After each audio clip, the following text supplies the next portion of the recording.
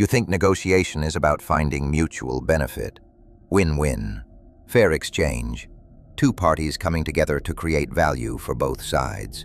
That's what they teach in business school. That's what negotiation books tell you. That's what polite society pretends happens. It's also complete fiction. Real negotiation, the kind that builds fortunes and empires, is psychological warfare. It's about information asymmetry, emotional manipulation, and strategic deception. It's about making the other person believe they won while you take everything that matters. Billionaires don't negotiate for win-win. They negotiate for win-lose, but they're so skilled you don't realize you lost until years later. Sometimes you never realize it at all. I'm going to show you exactly how they do it, the psychological tactics they deploy, the manipulation techniques they've mastered, the dark strategies that business schools won't teach because they're too honest about how power actually works. This isn't about becoming a better negotiator in the inspirational sense. This is about understanding the game being played so you don't get destroyed by people who know these tactics and use them without hesitation. Most people think negotiation begins when you sit down at the table. Billionaires know it begins weeks or months earlier. The real work happens in preparation, and whoever does better preparation wins before a single word is spoken. When Elon Musk wanted to buy Twitter, the negotiation didn't start with his offer. It started with his quiet accumulation of shares. By the time Twitter's board knew he was serious, he already owned over 9% of the company and had positioned himself as largest shareholder. The negotiation was already tilted before it officially began. This is the first dark psychology principle. Control the framing before the conversation starts. When you're entering any negotiation, the person who controls the context controls the outcome. You need to understand more about them than they understand about you. You need to know their pressure points before they know yours. You need to shape their perception of the situation before they even realize negotiation is happening. Here's how billionaires do it. They research obsessively. Not just the business terms, anyone can look at financials. They research the person. What's happening in their personal life? Are they going through a divorce and need liquid cash?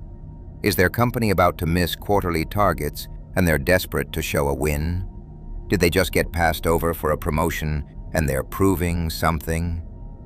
Every personal detail is a potential lever.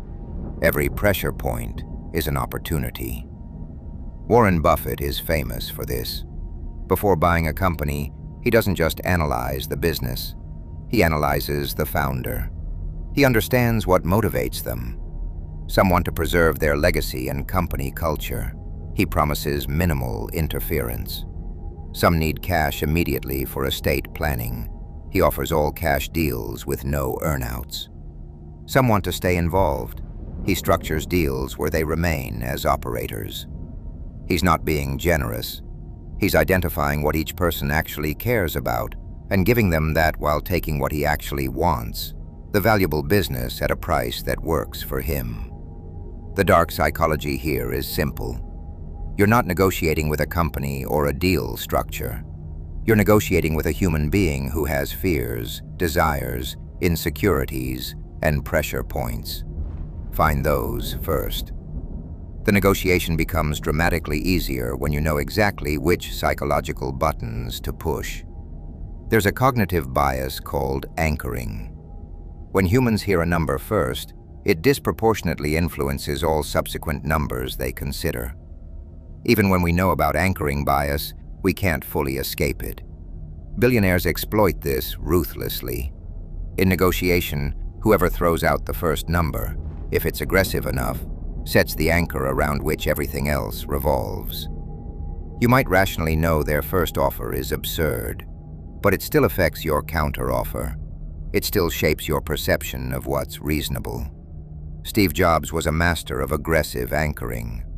When negotiating with music labels to create the iTunes store, he didn't start with, "What price makes sense for digital music?" He started with, You're going to lose everything to piracy. I'm offering you a lifeline at 99 cents per song. That anchor, that framing of the labels as desperate and Apple as savior, shaped the entire negotiation. The labels thought they won by getting 99 cents. Jobs got what he actually wanted, permission to sell individual songs instead of albums, which destroyed the album business model and made Apple the gatekeeper of music distribution. Here's how you use anchoring.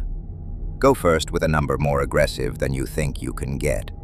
Not random, it needs to be defensible. But aggressive, force them to argue up from your anchor, instead of you arguing down from theirs. The dark psychology. Their brain will adjust based on your anchor, even if they consciously reject it. If you want to sell for 1 million, don't start at 1 million. Start at 1.5 million. Their counteroffer of 800,000 feels like a victory to them, but is closer to your actual target than if you'd started at 1 million. This works in reverse too.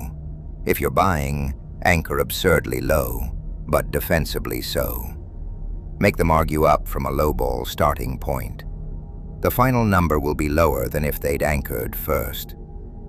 Most people are terrified of silence in negotiation. When the other person stops talking, we feel pressure to fill the void. So we talk.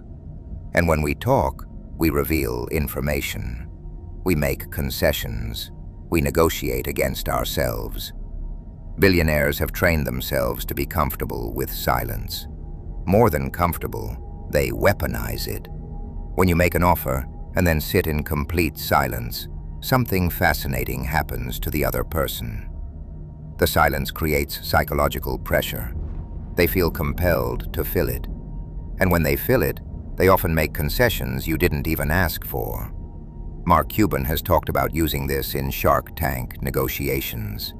He'll make an offer and then go completely silent.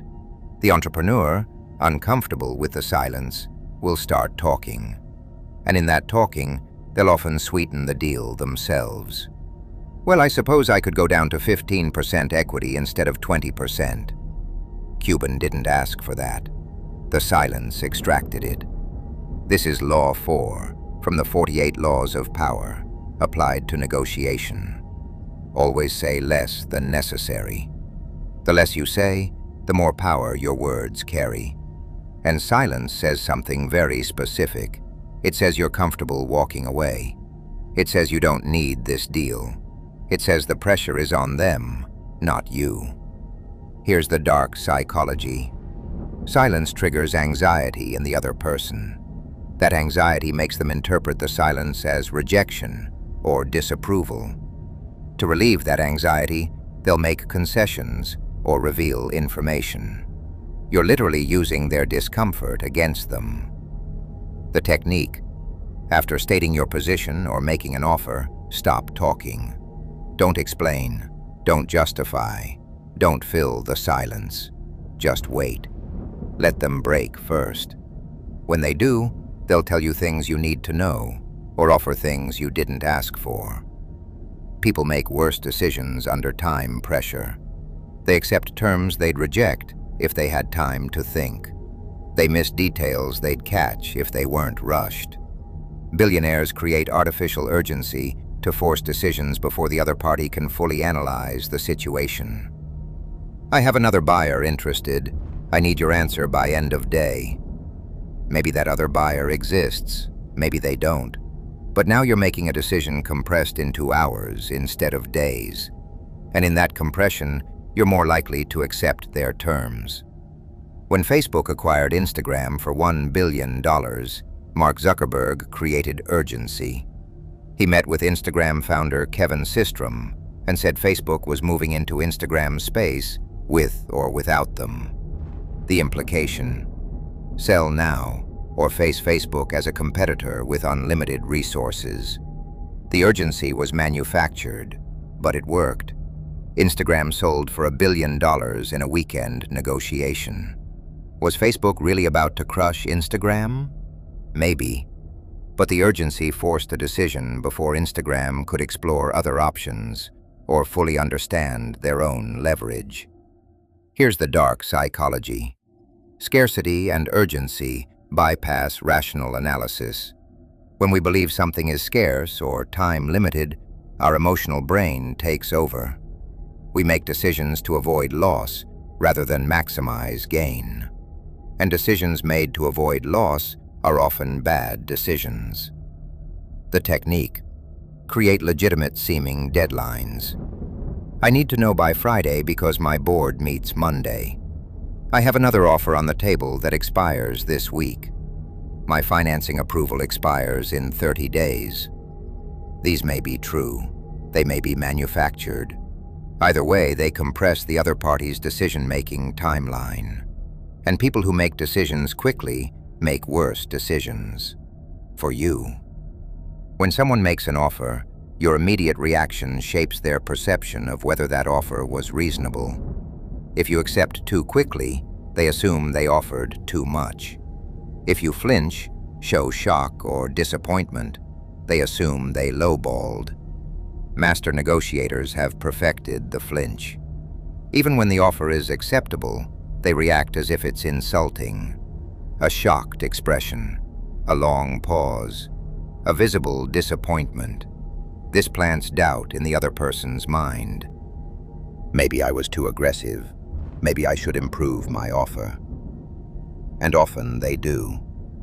Without you saying a single word, your flinch extracted a better offer. Real estate investors use this constantly. The seller says the house is $500,000. The investor flinches. Visible shock. $500,000? They don't say it's too much. They don't counter. They just let that flinch sit there. And frequently, the seller will immediately walk it back. Well, I'm flexible on price. Or, I might consider less for a quick close. The flinch extracted a concession without making a counteroffer. Here's the dark psychology. People are constantly reading your reactions for feedback on their position. If you seem pleased, they assume they gave too much. If you seem displeased, they assume they were too aggressive. You can manufacture their perception of the fairness of their offer simply through your reaction. The technique: regardless of whether an offer is acceptable, react as if it's disappointing. Not angry, disappointment. Let that hang in the air. See if they sweeten it before you respond. Often they will. You don't just want them to accept your offer. You want them to feel like they chose it freely from multiple options. This is where the decoy effect comes in. When presenting options, you don't present the deal you want alone. You present 3 options. The one you want them to take, one clearly worse, and one absurdly unreasonable. The middle option, the one you actually want, looks reasonable by comparison. This is how software companies price subscriptions. Basic plan, $10. Professional plan, $30. Enterprise plan, $300. Most people choose professional because it looks reasonable compared to enterprise, even though professional is exactly where the company wanted you. In negotiation, this looks like, I can offer you $3 million all cash, or $4 million with half in stock options vesting over 4 years, or $6 million entirely in stock vesting over 6 years. You want them to take the $4 million mixed deal. But by presenting the all-cash lowball and the all-stock extreme, the mixed deal looks like a smart middle choice. They feel like they chose wisely. You got exactly what you wanted. Here's the dark psychology. People don't evaluate offers in absolute terms. They evaluate them relative to other options presented. By controlling which options are presented, you control how they evaluate each one. The decoy makes your desired option look rational by comparison. Here's a mistake people make constantly. They counteroffer their own offer. You make an offer. They flinch or stay silent. You, uncomfortable with their reaction, immediately improve your offer without them asking. Well, I could maybe go to $400,000 instead of $350. You just negotiated against yourself. You gave up $50,000 for nothing. They didn't even have to counteroffer. Billionaires never do this. Once they make an offer, they stick to it until the other party makes an actual counteroffer. Silence doesn't get a better offer. A flinch doesn't get a better offer. Only a concrete counteroffer gets a response. When someone doesn't respond to your offer, the correct move is to ask a question. What are you thinking? Or, does that work for you? Put the pressure back on them to respond with something concrete. Don't improve your offer just because they're not immediately accepting it. Here's the dark psychology. Every time you negotiate against yourself, you signal desperation. You signal that your original offer wasn't your real bottom line. You train them to wait because you'll cave without them having to counter. The technique: make your offer, then stop. If they're silent, wait. If they flinch, wait. If they push back vaguely, ask them to make a concrete counteroffer. Never improve your position unless they've made a specific counter-demand. This is Law 33 from the 48 Laws of Power. Discover each person's thumbscrew. Everyone has something they desperately want or desperately fear. If you find that psychological lever, you don't need to negotiate on standard terms. You negotiate on their emotional terms. When Steve Jobs wanted John Sculley to leave Pepsi and become Apple's CEO, he didn't negotiate on salary or stock options. He found Sculley's thumbscrew, his desire for legacy and meaningful work. Jobs asked, "Do you want to sell sugar water for the rest of your life? Or do you want to come with me and change the world?" That wasn't a negotiation on terms. That was pushing Sculley's psychological thumbscrew, his fear of meaningless legacy, until he couldn't refuse. When acquiring companies, sophisticated buyers research the seller's personal situation. Going through a divorce? That's a thumbscrew. They need liquidity fast. Company about to miss quarterly targets? Thumbscrew. They're desperate to show a win. Founder's ego tied to staying CEO? Thumbscrew. Offer them a chairman title. The standard business terms matter less when you're negotiating on someone's psychological vulnerabilities. Here's the dark psychology. People think they make rational decisions based on financial terms. They don't. They make emotional decisions and rationalize them financially afterward. If you can tap into the emotional driver, the fear, the desire, the insecurity, you can get them to accept terms they'd reject if they were thinking purely rationally. The technique: before any major negotiation, research the other person deeply. What's happening in their life? What are they afraid of? What do they desperately want? Then structure your offer to speak to that deeper motivation while getting the business terms you actually need. You've seen this in movies. Two interrogators, one aggressive and hostile, one sympathetic and friendly. The aggressive one establishes a threat. The friendly one offers escape from that threat by cooperating. It works in interrogation. It works even better in negotiation. In business negotiation, this often plays out as, "My board is demanding $5 million and won't budge. I personally think $4 million is fair, and I'm going to fight for you, but I need you to help me by accepting these terms on equity structure." There's no bad cop in the room. The board is the manufactured bad cop. The negotiator positions themselves as your ally against the unreasonable board. You want to help your ally, so you make concessions you wouldn't make if you saw the negotiator as your opponent. This works because it reframes the negotiation. Instead of you versus them, it becomes both of you versus the unreasonable third party. You make concessions to help your ally convince the bad cop. Here's the dark psychology. People want to help allies and resist opponents. By positioning yourself as an ally fighting a common enemy, the board, the regulations, the timeline, the other bidder, you transform the emotional dynamic. They make concessions to help you, rather than feeling like they're losing to you. Concessions aren't signs of weakness. They're tools of manipulation when used strategically. Here's how it works. You demand something you don't actually care about. They resist. You reluctantly concede that point in exchange for something you actually wanted. They feel like they won something. You got what you actually wanted. They fought for and won something meaningless to you. In acquisition negotiations, a buyer might demand extensive non-compete agreements from the founder. The founder fights this.